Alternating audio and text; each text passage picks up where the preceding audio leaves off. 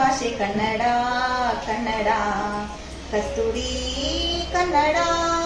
ಸಮಸ್ತ ಕನ್ನಡ ನಾಡಿನ ಜನತೆಗೆ ಕರ್ನಾಟಕ ರಾಜ್ಯೋತ್ಸವದ ಶುಭಾಶಯಗಳು. ಕರ್ನಾಟಕ ರಾಜ್ಯವು ಮೊದಲು ಮೈಸೂರು ರಾಜ್ಯವಾಗಿತ್ತು. 1956 ನವೆಂಬರ್ 1ರಂದು ನಿರ್ಮಾಣ ಮಾಡಲಾಯಿತು. ಮೈಸೂರು ಸಂಸ್ಥಾನವು ಹೈದರಾಬಾದ್ ಕರ್ನಾಟಕ, ಮುಂಬೈ ಕರ್ನಾಟಕ, ಮದ್ರಾಸ್ ಕರ್ನಾಟಕ ಎಂದು 4 ಭಾಗಗಳಾಗಿದ್ದು ಕನ್ನಡ ನಾಡನ್ನು ಅಂದು ರಾಜಕೀಯವಾಗಿ ಒಂದುಗೂಡಿಸಿದರು. 1956 ನವೆಂಬರ್ 1ರಂದು ಕನ್ನಡ ಮಾತನಾಡುವ ಎಲ್ಲ ಪ್ರದೇಶಗಳನ್ನು ಒಟ್ಟುಗೂಡಿಸಿ ವಿಲೀನಗೊಳಿಸಿ ಕರ್ನಾಟಕ ಎಂಬ ಮೈಸೂರು ರಾಜ್ಯ ಎಂದು ನಿರ್ಮಾಣ ಮಾಡಲಾಯಿತು. ತದನಂತರ 1973 ನವೆಂಬರ್ 1ರಂದು ಮೈಸೂರು ರಾಜ್ಯದ ಬದಲಾಗಿ ಕರ್ನಾಟಕ ರಾಜ್ಯ ಎಂದು ನಿರ್ಮಾಣ ಮಾಡಲಾಯಿತು. ಆಲೂರು ವೆಂಕಟರಾವ್ ಅವರು ಎಂಬ ಹಿರಿಯ ವ್ಯಕ್ತಿಯೊಬ್ಬರು ಕರ್ನಾಟಕ ಏಕೀಕರಣ ಚಳವಳಿಯನ್ನು ಆರಂಭಿಸಿದ ಮೊದಲ ವ್ಯಕ್ತಿಯಾಗಿದ್ದಾರೆ.